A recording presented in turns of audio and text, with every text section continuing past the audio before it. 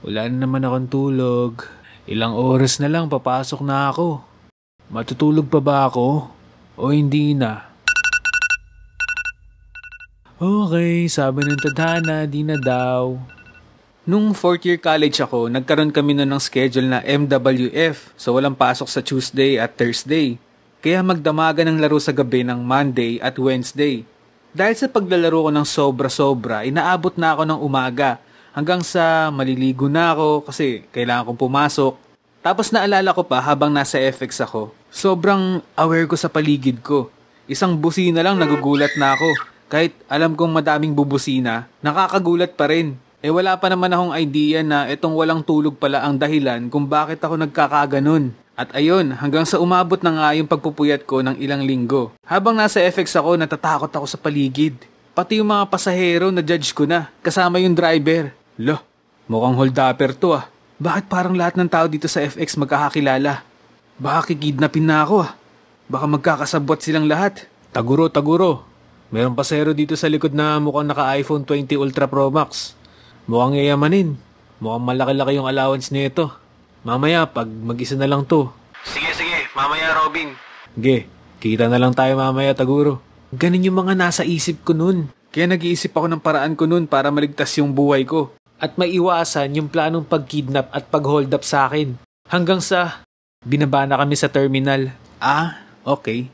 Imagination lang pala yun. Ang uneasy talaga ng feeling kapag wala kang tulog. Pero nare-realize mo din talaga dito na ang iksi lang talaga ng isang araw. Ang iksi mo pala. Sa kabilang isang productive na human species or creative na din siguro, sumasabog talaga yung creativity ko kapag madaling araw. Kapag tulog na lahat ng tao. Yun bang nagiging daungan na ng barko yung bahay tapos medyo tahimik na sa kwarto ko, ang maririnig ko na lang yung tunog ng electric fan. Doon ako ginaganahan na gumawa ng animation.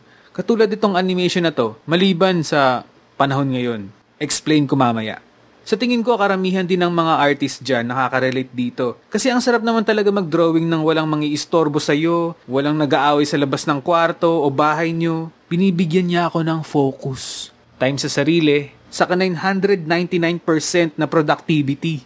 Kung pwede nga lang hindi na lang natutulog yung tao. Sorry sa mga mahilig matulog dyan Nung bata ako, mahilig din ako magpuyat dahil naman sa games. Meron akong kinakaadikan dati sa PS2 na ang title ng laro ay Guitar Hero 2. Naalala ko, solo ako naglalaro nun sa sala. Mga 11 PM siguro yun. Ito yung problema nung kabataan ko. Siyempre binabantayan din kami kaya may mga limit kami nun. Kapag naabutan ako ng tatay ko dun, palagi niyang sinasabi sa akin, last song na yan ha, matulog ka na, may pasok ka pa bukas. Pero syempre ayoko pa. Alam mo yung feeling na parang, ano ba yan? Binibigyan na naman ako ng limit. Ay, sana tumanda na ako. Kapag tumanda ako, maglalaro ako magdamag, maglalaro ako habang buhay. Tatapusin ko tong larong to. Gusto ko hanggang sa mag-umaga na. Hanggang umaga? Gusto mo bang maranasan ng ultimate combo ng tsinelas at walis tambo? Tapos kapag nagagawa ko to hanggang umaga, minsan sinasabi ko pa sa sarili ko na, hay, ang sarap mabuhay. Sarap mabuhay tapos naglalaro lang naman ako magdamag. Di ba? Bata pa lang. Ang hilig ng magpuyat. Tinatakot pa nga ako nila lola dati Baka lumuwa yung mata mo kakapuyat. Sige, puyat ka pa ng puyat. Hindi ka natatangkad. Bakit lola? Habang buhay ka ba nagpuyat? Kininan. Pero wala pa rin akong pake. Masarap kasi matulog ng late. Kaya minsan, tuwang-tuwa din ako kapag may mga karamay ako nagpupuyat dati. Meron ngang moments na nagpupuyat kaming magpipinsan. Kung ano-ano yung ginagawa namin. Medyo malupit yung trip namin Nagluluto-lutoan kami. Meron kasi kaming tindahan dati. Kung ano-ano yung chichirya na niluluto namin. Tapos hindi masarap.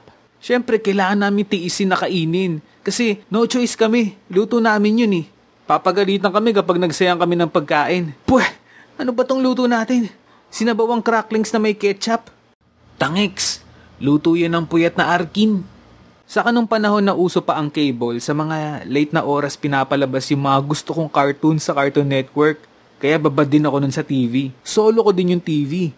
Walang tito na nagsasabi na, ilipat muna sa basketball. O ilipat muna natin sa balita. O ilipat na Ay nako, gusto ko lang naman manood. Dapat nung bata kami, meron kaming sariling TV. Kung gusto naman pala nilang manood ng ibang palabas, tapos gusto rin nilang manahimik kami sa magkasabay na oras, di yung tanda-tanda mo na makikiagaw ka pa sa bata. Pero nga ako niyan.